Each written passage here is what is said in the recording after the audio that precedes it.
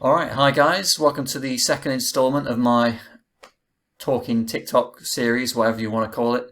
Got another TikToker on today, a fellow TikTok dad, someone whose content I've been following for a while now, makes some good stuff. Lives just up the road from me in the forgotten town of Widnes.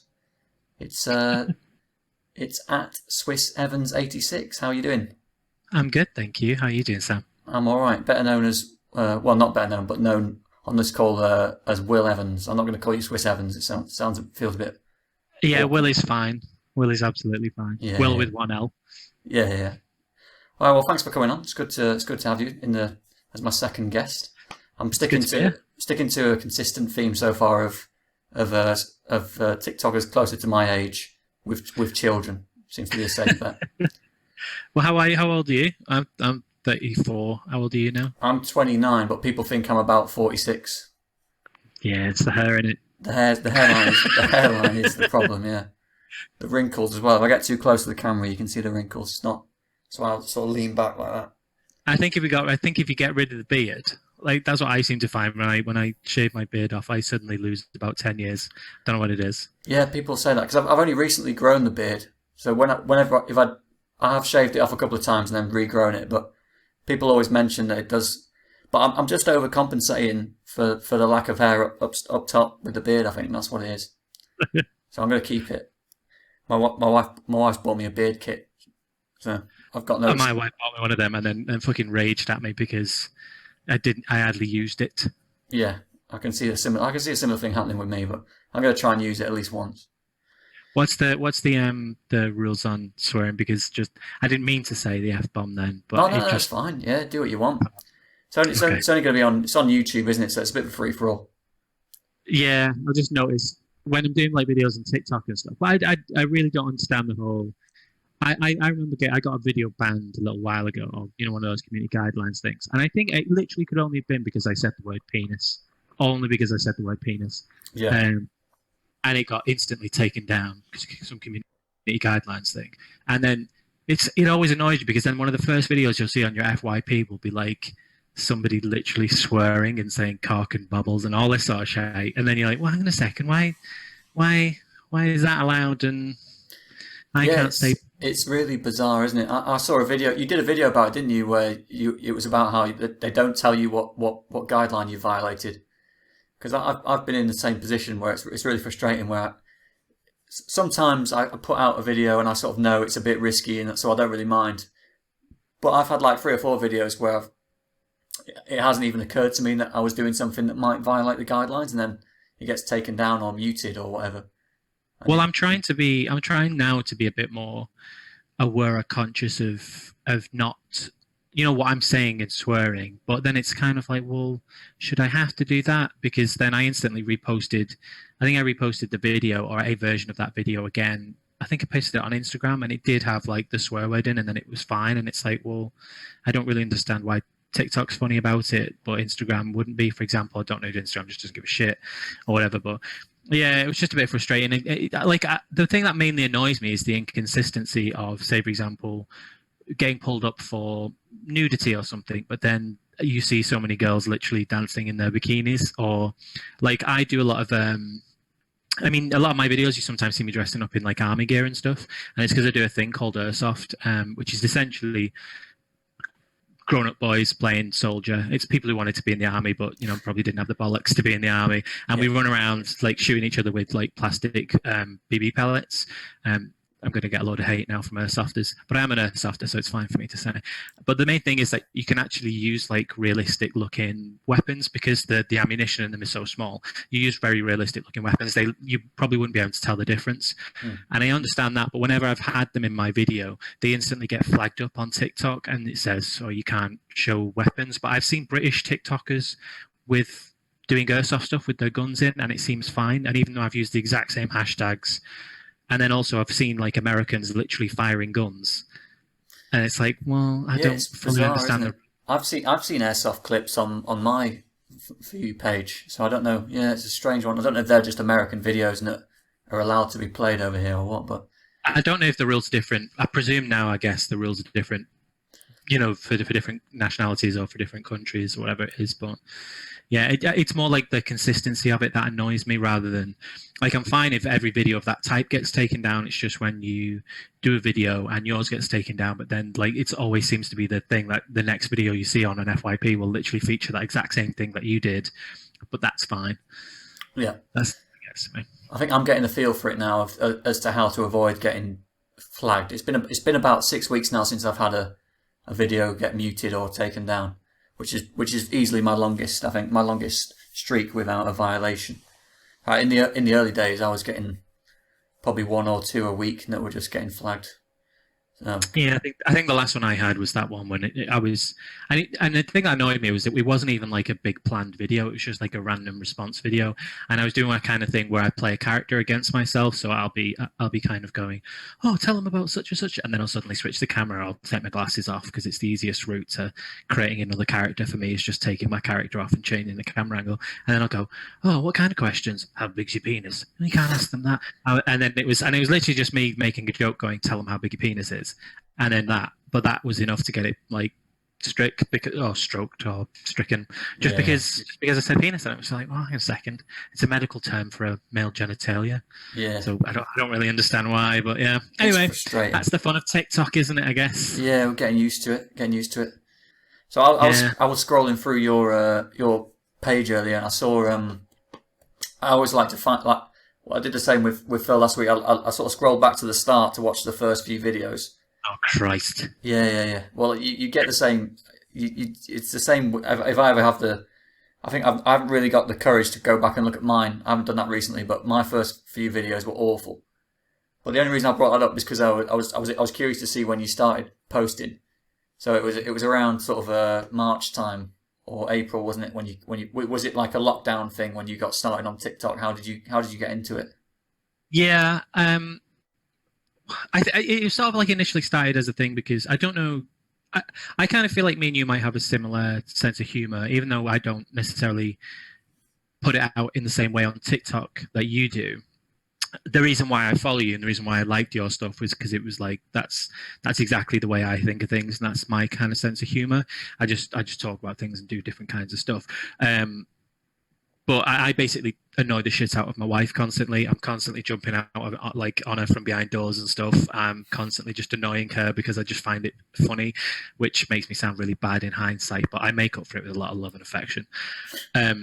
But yeah, so I think it was just a thing of her saying you need some way to have like an outlet for your creativity because you're not around other people. Like obviously when lockdown struck, I used to be going to work and I would sort of like have all of this energy that I could get out at other people, and I didn't have that, and it was basically all being directed towards my wife. And she just said, "You need an outlet for this silliness." And I remember I was dropping my wife off at work one day, and she's a teaching assistant. And I was listening to some music in the car. I've got kind of very eclectic music taste. And one of the tracks came on and it was Wonderful World by Sam Cooke. And it's the one that kind of goes, don't know much about history, don't know much about biology. And I'm going to have to credit my wife here because she said that would be like a funny video, wouldn't it? If like, a parent was listening to that, but it was really about them not, having to homeschool their kids. And then I went home and I did like a video about it. And I put it on Facebook and it got like a couple of people liking it and stuff.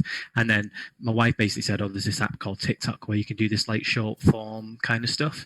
And I just kind of thought, okay, I'll give it a go. And then from then I just started creating these little short skits kind of thing. And a lot of it was like early doors, like inspired by kind of Peter Kay-esque, like, like observational comedy about how like your mum would basically say, oh, do you need me to come do something for you? And you'd be like, no, Mum, I'm fine, don't worry about it. But then you'd keep saying no, but then your mum would eventually turn, like really, really stupid British stuff, or borderline Michael McIntyre-esque style of comedy. And then it just sort of like gradually petered on from there. And then I did something that was like, I think I called it like the committee series, and they're essentially me pretending to be from different people around the UK, and it was discussing like the national sports or flags and things like that. And because I've just always had an ability to do accents, I think that's what sold the video quite well, and that skyrocketed and did really well. I think that was like my first proper viral video. And then from then I've just ended up with a load of followers and things.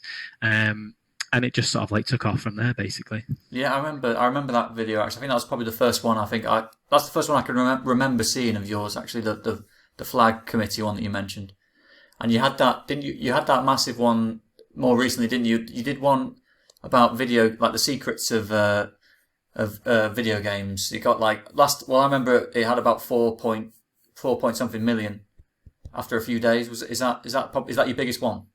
Yeah, that's my biggest, by far my biggest one. Like I think after that, I've got a couple of videos that are sitting around or sitting just above 300,000 likes. I'm not entirely sure how many views they've got. I'm fairly sure they're over 1 million views, but likes I don't know. I don't really totally know how to check my views, to be honest. I only ever follow the likes, but yeah, the video game one, I almost feel not ashamed of it, but I kind of feel like it was never intended to be. It was never intended to be anything really. It was kind of like I got into a habit, and I don't know if you do this, where you kind of get into a flow of doing types of TikTok videos.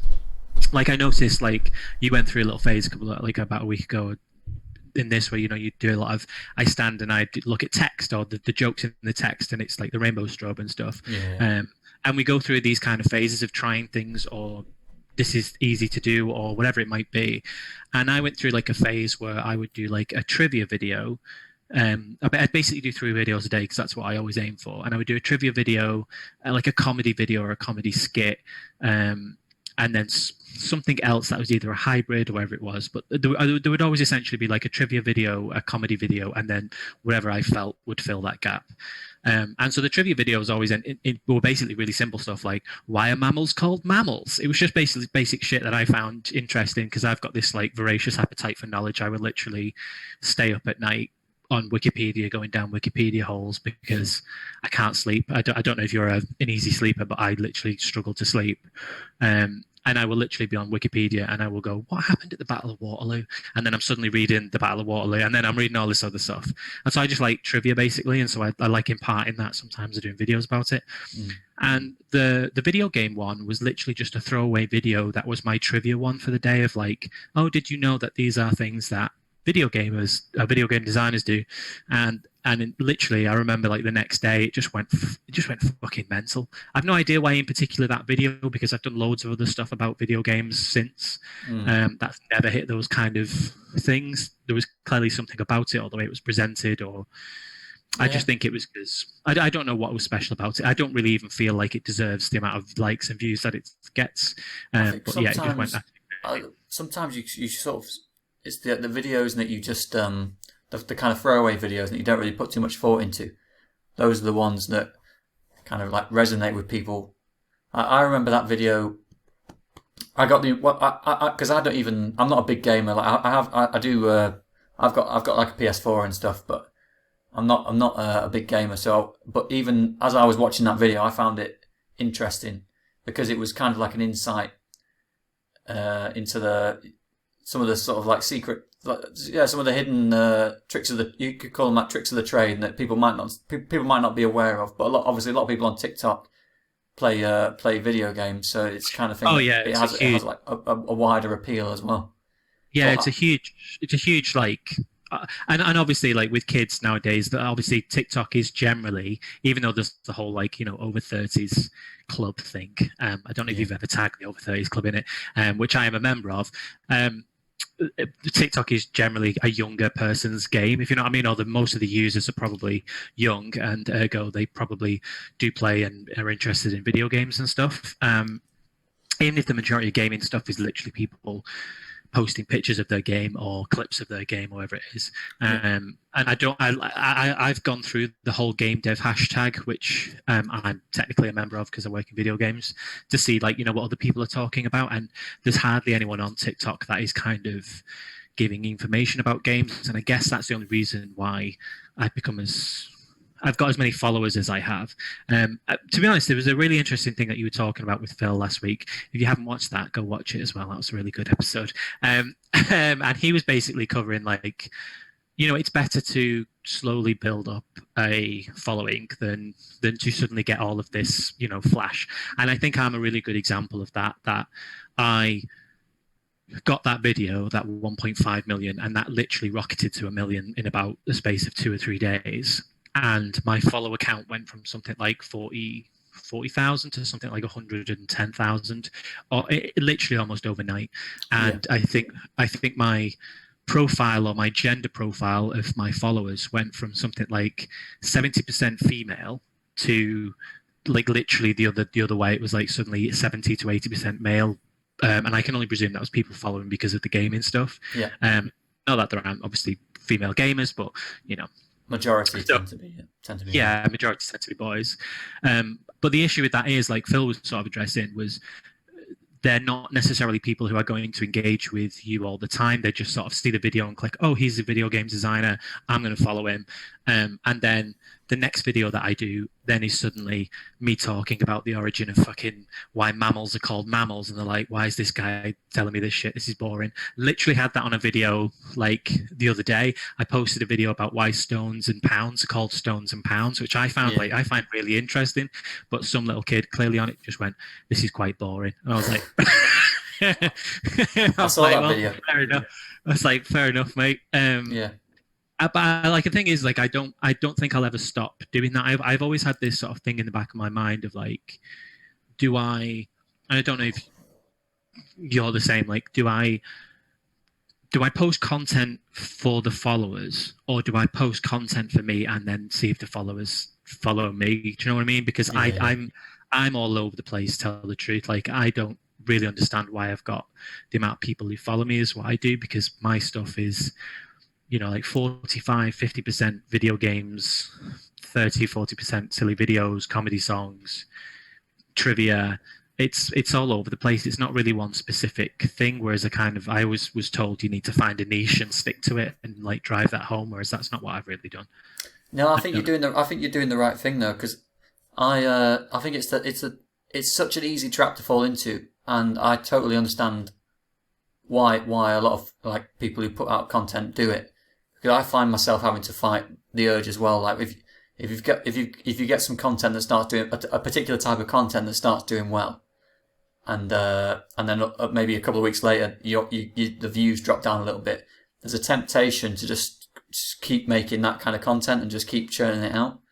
But I think in the long run, you run the risk of, like you mentioned there, of falling into the trap of just making content that you think people want to see, rather than making content that you actually want to make and that you actually enjoy making. So in the long run, you might have more success in the short term doing it that way and chasing the views. But in the long run, if you want to, like, I think, actually build something worthwhile, it'll take longer, but you're better off just making the content that you enjoy making. I'm a believer in that, even though it is difficult sometimes. Like I say, when the views aren't necessarily flowing like they were a few weeks ago. Well, I've got two things off the back of that I hope you don't mind if I ask you questions as well. No, go for it. Yeah, go for it. The first thing, I guess, was the fact that you said, you know, like, make something worthwhile. And I was on a live stream with Phil the other day, and basically asked him a similar question. I'm kind of in this frame of mind of like, I don't really know why. Not why I'm doing TikTok, because I do enjoy doing it. But, like, at what point does it get to where, like, say, for example, we fast forward this 6 months to a year, and, you know, at Sam Thorley has, you know, 500,000 followers, 1 million followers. At what point do you kind of go, oh shit, this is a thing now? Do I have to take this, not take it seriously, but like, what is the point? But do you know what I mean? Like, why am I doing this? Where do I take it? Do I do something with it? Is it still just for fun, even when I've got 500 million likes or whatever? Like, what is the ultimate aim for this, other than, or is it literally just to have fun, which is, like, you know, absolutely fine. Yeah. But I don't know if your wife's ever made a cheeky joke, but my wife's kind of gone like, if you'd had the same amount of views or likes on YouTube as you do on TikTok, you'd have made a load of money by now. And like, how much money have you got? And you're like, well, I've got about $8 sat in my TikTok creator fund from my lives and stuff.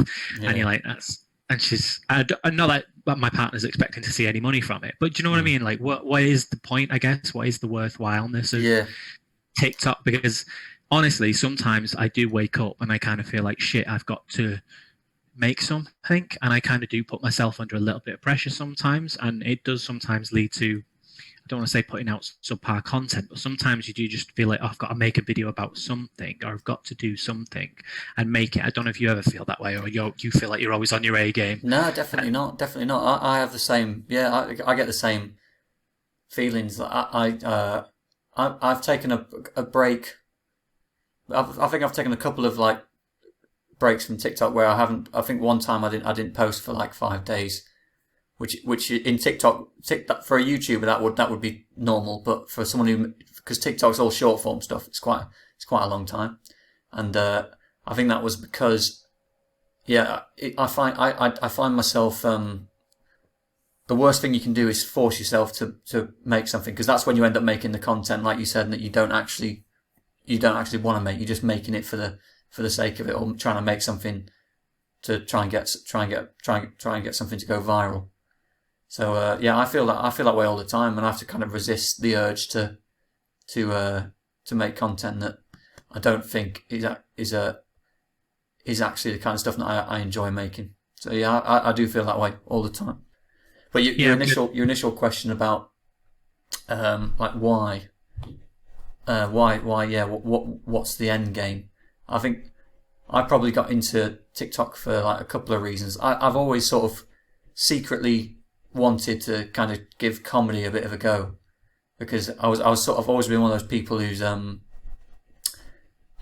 been able to make people laugh. Like my friends, of like one or two of my friends have said like, oh, maybe you should give stand up a go, but I never would have had the confidence to do it, and because it's a bit, going to an open mic for from starting from scratch is it's one of the most daunting things you can do, really, isn't it? Like if you go and do stand up. So I think TikTok for me, I sort of used it as like a testing ground to actually figure out, am I actually, can I actually make people laugh and make comedy stuff online? And I think as a result, I've kind of got that sort of validation now where I feel like, I could probably, because I am going to give stand up a go, like once everything starts to get going again, like open mic nights and comedy clubs, that kind of thing. Yeah. So I think for me, that was like the main reason I started TikTok, was just kind of like figure out for myself if I'm capable of making people laugh. I feel like I was on a bit of a similar journey to you, in the sense of I have that similar kind of background, as in like I always kind of feel like, I don't know if I feel like I need to be the funny one. Like, if everyone's quiet, I feel like the need to fill the void in a group setting to be the jokester. But I will often also feel the need to be the butt of the joke, even if it's just for the sake of creating comedy. Like, I'd rather people laugh at me than not laugh at all. And I've got this whole thing of like, have you heard of imposter syndrome? Do you know what imposter syndrome is? Yeah. Like, I suffer really badly like with imposter syndrome. I'm the kind of person that like I sit next to like my big boss's office in work, and like anytime somebody walks into it and they start talking, my brain instantly goes, they're talking about you, you're going to get fired, they saw you were on YouTube for 5 minutes before when you should have been doing work. You know what I mean? Like, and my brain goes through that whole sort of stuff. And it's the same with like when you were talking about doing stand-up, it's like the reason why I don't think I'd want to do stand-up, or I don't think I could do stand-up, is it's that fear of, not that I don't think I'm necessarily might not be funny, because like you said, I feel like I'm invalidated to know that I am funny, but it's this fear that like, what if you went up there and then nobody laughed, and then it's almost like my brain would go, see, nobody finds you funny, like, and it's almost like your brain's going, see, it's proven now, and you'd never want that proof. I went on like X Factor when I was about 20.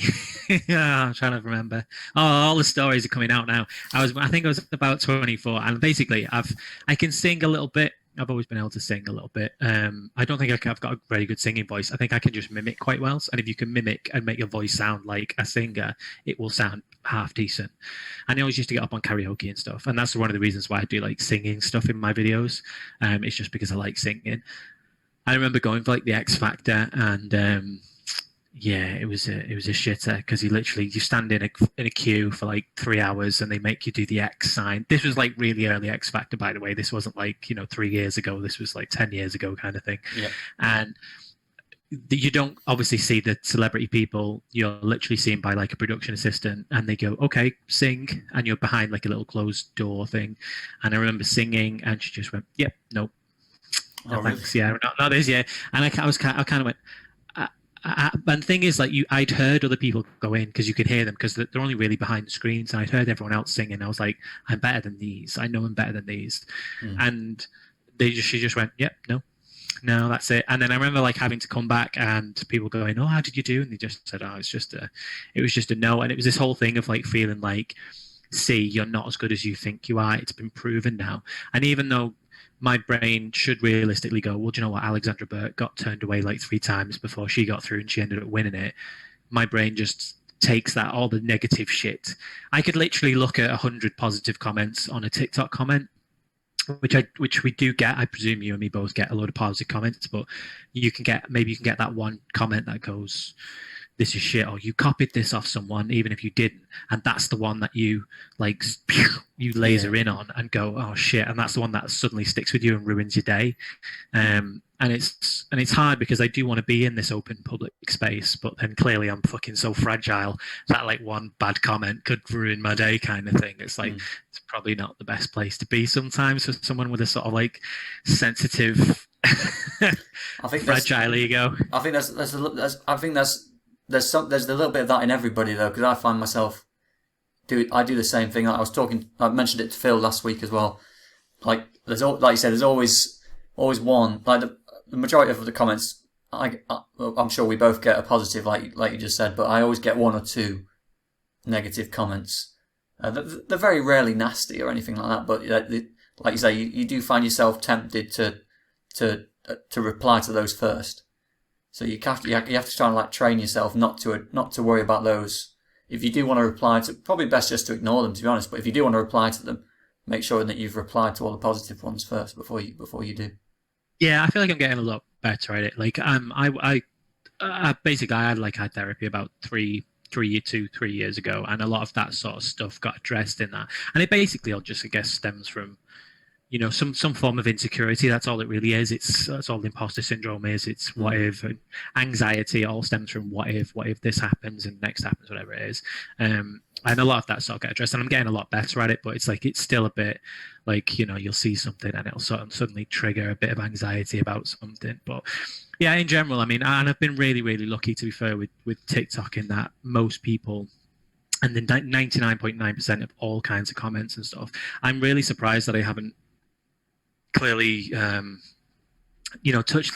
triggered anyone's buttons, because when you see all the stuff that's been happening between, I don't know if I'm allowed to mention people, but like when you see what's his face, Thingy Moore and Scuba Diver Joe and all those kinds of people having these weird like middle-aged man TikTok beefs, and you're like, what is going on? Why is all this stuff happening, or why is there so much like hate and negativity? And I'm sort of here going, and if you want to get in games industry, maybe you just need to do these things.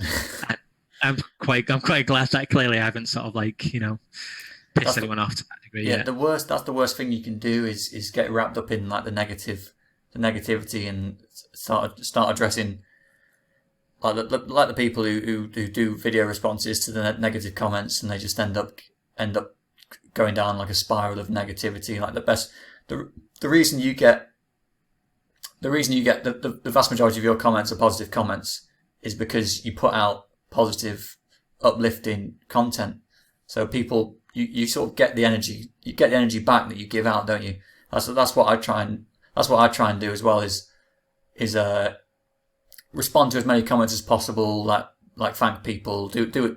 Just obviously don't get, if there is a negative comment, then I'll either just ignore it, or what I usually do is just like post like a sarcastic response, like sort of like pretending to be like, trying to be nice, not aggravate them, but like I probably shouldn't do that, to be honest, thinking about it, but that's just in me, I suppose. I can't help myself, but I feel the need sometimes to reply. But I think if you keep making I think, because when you actually put it into context, like what you've done so far, like you've been on TikTok for about less than 6 months, just probably coming up to 6 months now.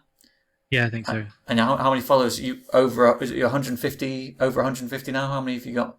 I think it's 100, 172 or 171, I think, Yeah. followers. So that's mental, really. Like when you think about it, like 99.9999% of people who make content on any platform, they don't get anywhere. They won't get anywhere near that. So I've no frame of reference for it. Do you know what I mean? And it's yeah, like in an awful way because it's all happened so quickly. It's hard to appreciate it, I guess, in the same way as someone who's gone. I've struggled and for like 10 years to get to this level because it just sort of came quite quickly.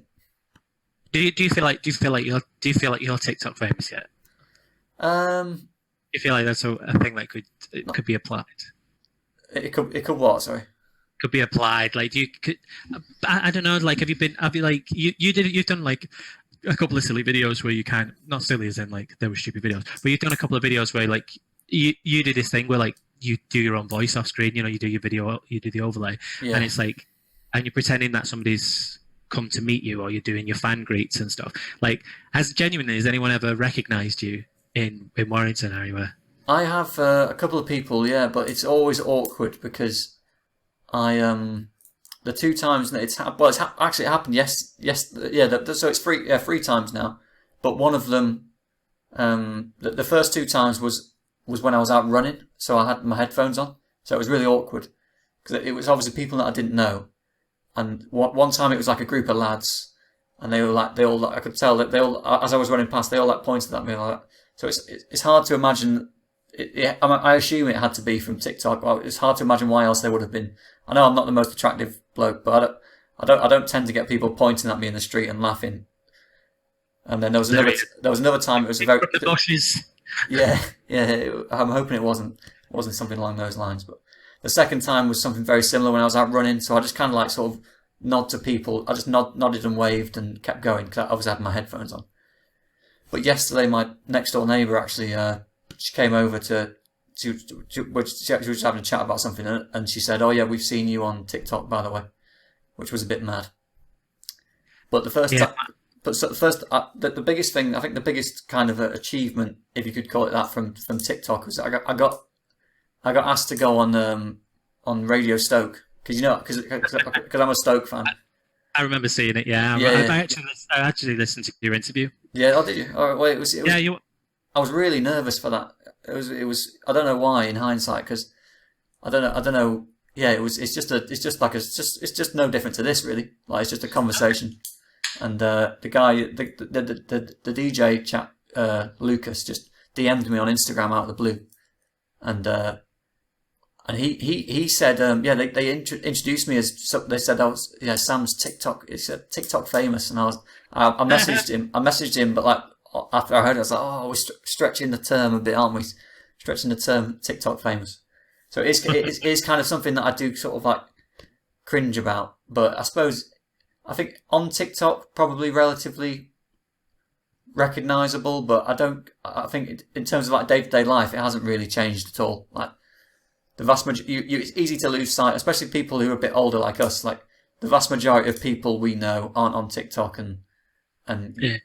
so it hasn't really changed anything for me. It's just yeah, No, I've not had any I've not had any big things. Like I think somebody somebody tagged my wife in a video because they'd shared it on it was the ghost mank thing. They'd shared it on their Facebook, some person, and then basically like my daughter's dance teacher had seen it on that person's Facebook page, and then basically got in touch with my wife and went, look at this sort of thing. Like people are sharing your husband's stuff, or people have contacted my wife and said, this has just appeared on my TikTok feed, your husband's doing whatever it's done. But I posted a video up today, and it was basically me saying I'd gone to like a VR arcade, and that sort of came about because I got contacted by the guy who runs that, and he said like, would you be? I don't know if this is a place to discuss this sort of stuff, but I guess it's in terms of what you're going to be worthwhile. And he said, if you came down, we quid pro quo. You can have a go. Let's do a video. That's those kinds of things that you often hear about, and you kind of think, I finally made it. I'm an influencer. I'm getting these offers. Yeah.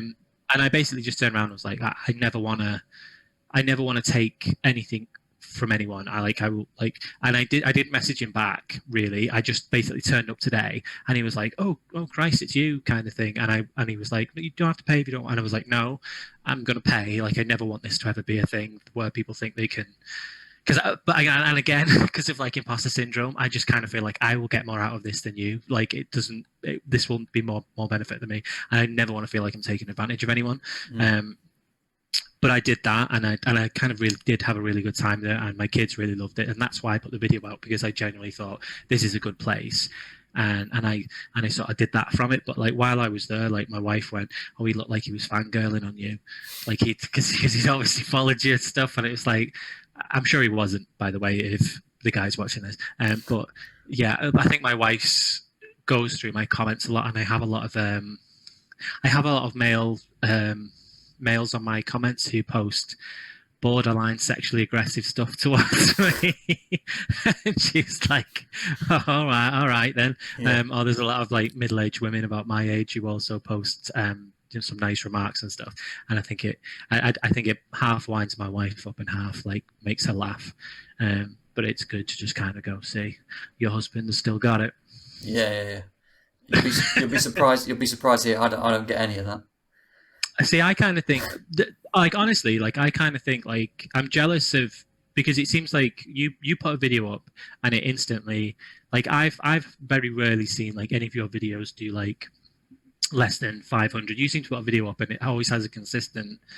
I think we talk about things differently, because I think you keep track of views, whereas for some reason I just look at likes. I don't know if that's an issue or you should measure it by views or you should measure it by likes. I don't know what the right thing to do is. It's just that's the easiest metric for me to see, so I judge it by likes. But you always seem to have like a really consistent level of likes, and I always basically attribute that to you as, even though you obviously have less followers than me, I kind of think your followers are clearly much more ardently pro Sam than mine are.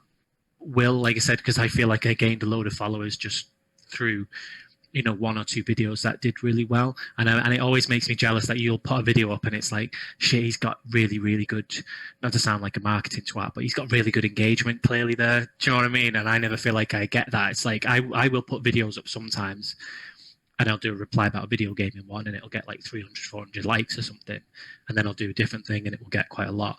But whereas yours are really consistent, you seem like you're on a more consistent path than I am, whereas mine sort of like scattergun. Even though I've got more, it, like I said, it's just due to flukes and stuff, whereas yours is like really consistent. I don't know. That might be a perspective thing, that, to be honest, because I do have I get videos that flop and don't get. I don't see them, Sam. I'll be honest, I'm really jealous, mate. I look at your shit and I'll go, and also your sense of humour. I've got to say, like, I wish I had the nuts to kind of do that, because it's kind of there in my head that I've got some really, and I can guarantee you probably temper a lot of your stuff as well, for TikTok and stuff. But I just kind of think, this was shit I wish I could do. I wish I would like had the balls to put that sort of stuff out, but yeah, I don't. For me, the big issue was just getting over. I'm trying to. Yeah, there was two hurdles for me. Like, one, because I think part of the reason I'm a little bit more comfortable, like, making a bit of a fool of myself sometimes, is because I've had a number of other projects in the past where I've put out stuff on social media. So I had like a craft beer Instagram page / YouTube channel, which is still up there. Like, people can see it. It was called Bevolution, and it was rubbish, but it was just like me doing like home brewing videos and like beer reviews, that kind of stuff. So you ever do any cider? Yeah, I got that first wave, like, because I remember I was doing those videos for about 6 months before anyone even knew, apart from my wife and I think my parents probably knew, but none of my mates knew, and eventually they just kind of like found them, stumbled across it. That was a big thing for me. I was really worried about what they'd say, but then you realise as soon as they find out that people, if anybody's genuinely nasty to you about something like that, then they weren't your friend to begin with. So all my friends were like just, they were just completely supportive and obviously they give you a bit of stick about it, like there might be some banter and that kind of stuff, but you realise straight away that it's not even it shouldn't even be an issue.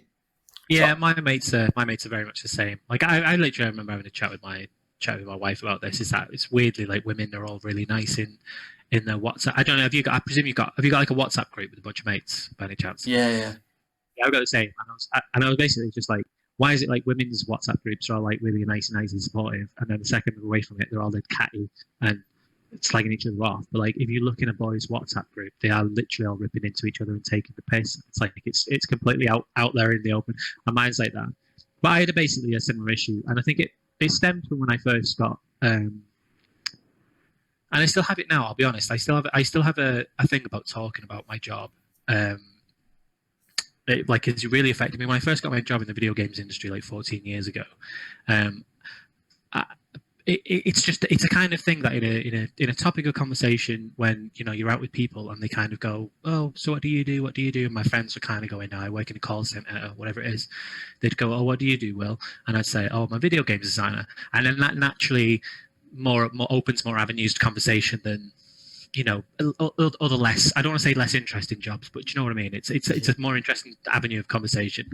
And it would tend to sometimes dominate the conversation of people asking me, and I never led with it, and I would never be like, hey, look at me, I'm a video game designer, can we talk about it? But people just gravitated towards asking me questions in groups. And then my friends basically started getting into this thing of like, oh, he's always going on about it, oh, fucking go on asking what he does. And I'm sure they were only doing it partially as a piss take, and I realize now they were doing it probably slightly out of insecurity or jealousy, because when they were like 20 and 21, whatever it was. But it really gave me this really weird complex about talking about my job in such a way, because I never wanted to seem braggy about it, because I realized that I'm really lucky that I get to do a job that I enjoy and I'm really passionate about, and it's a kind of cool sounding job, even though the reality of it can be quite boring sometimes. And so it gives me like a really weird complex about talking about my job, like in a way. And that sort of like correlated into my TikTok stuff, because when I first started TikTok, I kind of always felt like talking about video games might seem like a bit of an easy win, for lack of a better word. Like, this is something that I can fall back on. I could talk about video games and potentially get a load of likes. I don't want to do that, because I want, like you were saying, I want to know that people like me for me, not for this thing about me. And that's why I was really hesitant to do anything to do with video games initially. And that why, in a way, that throwaway video that ended up getting 1.5 million likes, I also feel a bit funny about, because it's kind of like, because that's what set me off on the path towards doing more video game stuff. And while I don't mind it, I'm more than happy to talk about it, and I do enjoy talking about it. And the only reason why I do it is because I kind of feel like I've done that thing what you said. Like I've proven that I'm not that I'm funny, but do you know what I mean? That I've had other videos that I've done really, really well. So I know it's this partly down to this success isn't because I talked about video games. It's the other stuff as well. So I feel less bothered about talking about it. But yeah, talking about video games gives me like a really weird insecurity thing about it, because I just never want to seem like I'm showing off, basically. Mm. So yeah, the other thing I was going to ask you about, you kind of already alluded to it earlier. I noticed that something that's quite common that you do on TikTok. You make a lot of musical content. Yeah. I saw a video that you did. I could tell you kind of the way it was done. I could tell you'd done music in the past, because it wasn't like an amateur sort of like singing over like some really awkwardly smartphone microphone recording over some TikTok sound. So yeah. So you were quite into your music a few years ago, were you? Well, to be honest, I've always been into music. Like my dad was a massive music buff. Mm. We used to go on, I don't know why you need to know this, but we used to go on like trips, did Euro camping around Europe. So like, whereas all other kids were going to like, really nice holidays far away and going to bloody Florida to go to Disney World, my dad was going, come on, let's drive through the middle of France and drive down to Spain. We were doing Eurocamping, but he had all of these like music stuff. Anyway, long story short, I got really into kind of like Motown and all this weird music that kids really shouldn't be into. It gave me a really broad, eclectic music taste. When I was like 16, 17, I was in a band, played kind of like pop punk music. It was basically like the era of Blink-182 and Green Day and all that sort of stuff. And so, yeah, like I've always been into music of some kind. I was like doing karaoke. And I don't know. It felt like the right kind of place to sort of bust stuff out, because I know I'm not a terrible singer, and I do like singing and showing off, I guess, because why we wouldn't otherwise if we weren't on TikTok. And so I just had this idea. I can't even remember what my first song video was necessarily, but I just basically knew it was easy to get a backing track because I could just get like a karaoke tune, copy it from YouTube or wherever it would. I don't know whether I'm allowed to say that on YouTube, but I basically get a video, get a backing track, and then just mime, sing over it, write my own lyrics and stuff. I'm like a really big fan of kind of like complicated lyrical stuff. I like writing lyrics, or especially like rap songs and stuff. Yeah, and it just sort of like came out of like a love for wanting to sing, wanting to do musical stuff. And like I said, I've got this very eclectic sort of like TikTok stuff. So I will do like trivia, all this other sort of stuff. And then it just ended up being like, well, why not just give it a go and just see what I do and just see how it goes. And my musical stuff's never tended to do too well, like tell the truth, until I started like making it about video game stuff, which again, I always kind of feel a bit slimy doing it, because it's like, I know I'm pandering ever so slightly, even though I do play Warzone and I play Warzone with my friends and stuff. It always feels a little bit pandery, because I know more people will twig with more people, because it's just a bit more of a niche to get into. Whereas I did like I did one that was me pretending to be Boris Johnson, and it was to the tune of like "Hit Me Baby One More Time."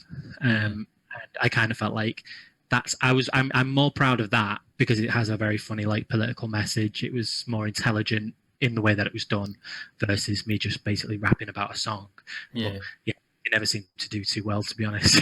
So I guess I just kind of go, well, if not many people are really going to like them, it's not worth the effort and time. It's not that I don't necessarily want to do them. It's just they can be a bit of a ball ache to do in a sense. So I just, yeah, I kind of just stick with what I know might work with songs, or what I'm just motivated to do at the time. Like I've done all kinds of weird stuff, like Harry Potter raps, political raps. I don't know if you've ever heard the one I do where it's like Labour versus Conservative. Yeah. Yeah. So I like political stuff as well, but I realised that weirdly TikTok has a lot of conservatives on it. Weirdly, TikTok is really conservative, and so I can't really do anything that sort of like supports Labour or the Lib Dems, because I'll get the back ripped out of me. Yeah, I've found that as well with political stuff that I've done. I've almost I just talk about if something's in the news and it's funny, and I will talk about it. I'll try and do like a joke about it. Like I remember when the whole Dominic Cummings Durham trip saga was going. It was literally the biggest thing in the news for about 4 or 5 days, so I had to talk about it. But I always got like it would always set off like an absolute riot in the comments. People would just I stopped engaging with it, and I learned that pretty early on. But people would just argue amongst themselves. So even if you do something, because the stuff I was doing wasn't controversial. One of them was just basically me pretending to be Dominic Cummings, because I actually do look a bit like him. And I did like just a reply to a comment, and it was just a joke about. I said something like, I'm aware I look a bit like Dominic Cummings, my eyesight's been a bit off lately.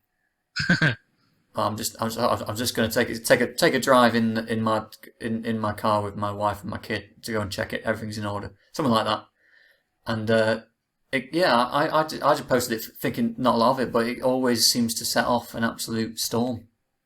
Yeah, I think I did a video about the whole Barnard Castle incident, but like it was me getting pulled over by a Bobby, I think it was, and then I remember doing like a video, and it was if political parties had chat up lines, and I genuinely tried to make that as like, like an equal opportunities offender, so it takes the piss out of everything. It doesn't favor one or the other. And even then, it's sort of like it devolves into party politics bullshit, which just makes me kind of go, I don't want to go, even though it's like it's ripe. It is a ripe minefield. Mm-hmm. It's like I don't want to go anywhere near that sort of thing.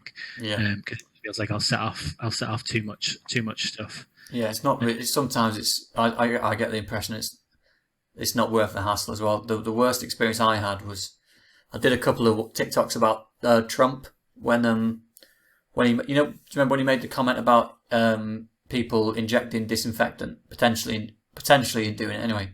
Oh yeah. He made a comment about one of his press conferences, and it was just such a stupid thing that I felt like I just had to say something about it. 'Cause, again, it was like a massive story at the time. But yeah, that got loads of negative comments from. I think I made the mistake of like putting hashtag Trump or something, so it obviously popped up on loads of like Trump supporters for you page. Oh yeah. And it was just a nightmare, like for days, because obviously if loads of people comment on your video, that affects the algorithm and more people see it. So it's kind of like it can be like a snowball effect. That's why so many people end up posting. They post like content like that sometimes just to deliberately try and trigger people because they know if they get a lot of comments, then they're going to probably gonna get more views. Because quite often as well, I do my videos outside because I've got like a path near my house. So I can't. It's a bit awkward because I find myself sort of like looking over my shoulder to make sure no one's coming. So the last thing you want to do is get like 40 seconds into a 60-second video and then someone walks. So you see someone walking towards you in the background of the video and you have to stop. That's happened to me once or twice. And it's frustrating when you're nailing it and it gets ruined. Well, all of my videos are essentially filmed in my garden, and that's not because like I don't want to show my house off or anything. It's just because the light's better outside, so it's better to film outside.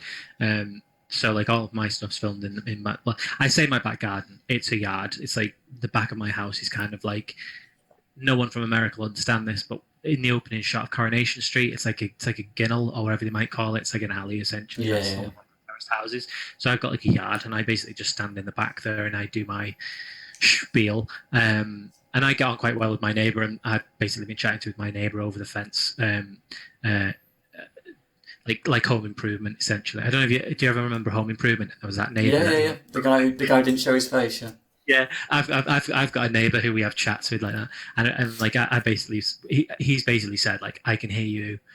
I can hear you monologuing, or I can hear you talking like out of my window and stuff. So like my neighbours have definitely like can basically look into my garden and can also hear me kind of going, and in this one you got, oh, for fuck's sake, oh stop, right, delete, oh, and then you know what I mean, if you could see the amount of bloopers that I go through to film a little segment that I fuck up so many times and whatever it is, yeah. So they've seen me out there in like all kinds of gear and get up and. Talking to myself, and it must be weird. And it's quite funny because like like about 2 weeks ago, there's a guy up the road that was like literally doing. I think he must have been fitting a kitchen or something. But he was like he was either sawing or sanding something. I don't know. I'm not one of these tool kinds of people. It was a very droning noise tool that he was using, and I was trying to film a TikTok, and every time I started it just going in the background, and it was like there's a bit of me thinking. Can I go up to him and say, do you mind being quiet for, like, can you be quiet for like 10 minutes while I film a TikTok, please? And then I was like, no, that is the height of fucking entitlement. That, like, I'll wait for him to finish. Yeah. But then he carried on until 9 at night. Awkward. But anyway. It's an awkward one, isn't it? Yeah. Yeah. I had a very frustrating, I remember, I can't remember exactly what TikTok I was recording, but it was a long one.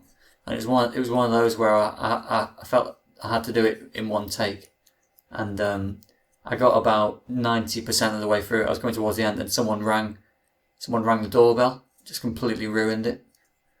So final question. So you kind of alluded to this earlier, but where do you see in an ideal world? Where do you see your TikTok page going in the next 12 months? Like. Have you got a vision for it, or are you just going with the flow? Going with the flow seems like such a shit answer, doesn't it? It seems like that, like when you say going with the flow, it seems like that's the answer, that's the get out answer. I'd like to say, I want to just keep growing it. I want more and more people to follow, but it kind of feels like trivial to say like I want lots more followers when it's like I'm not really going to, I don't know what I'm going to convert them into, because obviously if you want to become like an influencer, the reason to get lots of followers is because then that gives you power to make deals with people to say, can, I've got this many people following me. I go, can I use it in some way? Can I have money, or can I do deals, or whatever it might be? I've got no plans to do necessarily anything like that. I would like to for it to grow just for the sake of, I guess, the satisfaction of knowing that I'm doing something well. I guess it's almost like just a job well done. I would like more people to follow me because it's worthwhile for me doing the TikToks. I enjoy doing it, and I would do it. I would be doing this honestly, truly honestly. I would probably be doing these TikToks whether I had 5,000 likes or 100,000. You know what I mean? Like whatever, however many likes I've got, I would still be doing this stuff. I genuinely feel like there's a bit of pressure now, and I don't know how you feel about it, but I genuinely feel like there's a bit more pressure when I suddenly have like 170,000 followers. Like I have to maybe produce something, and that changes it slightly from when I first started, and it was like, this is a laugh. This is just, I'm just doing whatever I want to do. I kind of feel like almost like a small element of responsibility to some degree, and I don't know why I feel that. Like I have to produce stuff, but I just want to create cool stuff. I want to help people. There's a lot of people who ask me stuff about video games, and it's like, if I can help people and be an interesting source of trivia, if I can produce some funny stuff that people will find amusing, if I can have some extra more viral videos from silly content that I do, it's like, that's all well and good. So I'm just hoping it continues to grow to some degree. I don't know why. I don't know why I need it to grow, but I guess it's just, if it grows, it shows that you're doing something right, or people like what you're doing, and that's validation to some degree. So I guess it's just that. Yeah. I think that's a healthy perspective though, because you're enjoying what you're doing, and if the process of just making content in itself, if that is if that's enough, if that's the reward, then that's a really good place to be, because you'll just, if you go through, like we were talking about earlier, if you go through like a dry spell where the views drop, then in theory it shouldn't affect you too much, because you're enjoying what you're doing, and it's a good place to be. Honestly, one of the best things to come out of it, more than anything, has been, and this is going to sound really soppy, but it's been like the community around it. Like getting to know certain followers who communicate with you on a regular basis. Like, I don't know if you have this, but I have a bunch of people who regularly comment on my videos, and it's almost like I know who they are now, like when they post, and it's almost like I'm getting to know their personality through the comments and stuff, and me interacting with them. And then sort of like on a creator to creator level, like getting to know you and Phil and other creators and stuff, and dealing with them. And it's almost like I feel like in this weird bit of my mind that I almost like imagine I could see a situation where me, you, Phil, or insert any another, are like sat having like a little catch up and a meet and a drink together, because like, is this kind of thing. I don't know that happened, and maybe that's wishful thinking, but do you know what I mean? It's almost like I can imagine that happening, and almost like making friends in a really sad way, I guess, of like with these other people. And then there's this really, really twatty really forward thinking bit of me that's like, I had this dream. Oh God, I don't even know if I should say this because it's going to make me sound like a right wanker. But I had this dream, right? And like, my kids all follow YouTubers and stuff, and I don't know whether you keep on top of kind of like gaming YouTubers and stuff. But there's a guy called Dan TDM, and basically he's one of the biggest gaming YouTubers going, and he is so big that he literally sells out stadiums. Like you can literally turn up to a stadium and see his little show. Sort of thing that he does. I say little show, he's filling stadiums. And I had this, I think it was literally because my daughter had mentioned it earlier in the day, and that's why it was in my head rather than my ambition. But I had this image in my head of me stepping out onto a stage and saying, there's a thing I do at the end of my videos, or some videos, where I go shoe whip, and that's like my little sign-off thing that I do on the end of videos. I didn't necessarily do it intentionally, I did it once as a random thing, just because it's something that I do with my family. And then somebody noticed it and said, that's funny, you should do it at the end of every video you do. And then I just started doing it. But I had this dream. In my dream, I walk out onto stage and I'm in a stadium and I go, shoe whip. And like the whole audience goes, shoe whip, back to me. And that's a really wankery thing to say. And I apologize for anyone watching. I'm genuinely not like that. the majority of the time. But when you're talking about like aspirations, it's like there's a bit of me that dares to dream a really weird situation where that could potentially happen, even though I know it's not. I know it's not, but you know what I mean. Like it's almost like this could become something really sillily. There's an element of that, but for the most part, it's just I really enjoy just doing it because it's fun and it's enjoyable. And even though it does stress me out occasionally, I'm still finding it fun to create content for people. Two, I really enjoyed dealing with my fans and stuff. There's a whole bunch of people that I've really got to know really well, and even if they are telling me they're turned on by the sight of my body, even though it's a dad bod, it's amusing to me, and I really appreciate it. Three, I've really enjoyed getting to know the creators on the app, like such as yourself. And four, if it did ever become something, it would be a really big, nice icing on the cake, and I may get to say shoe up in a stadium one day. So who knows?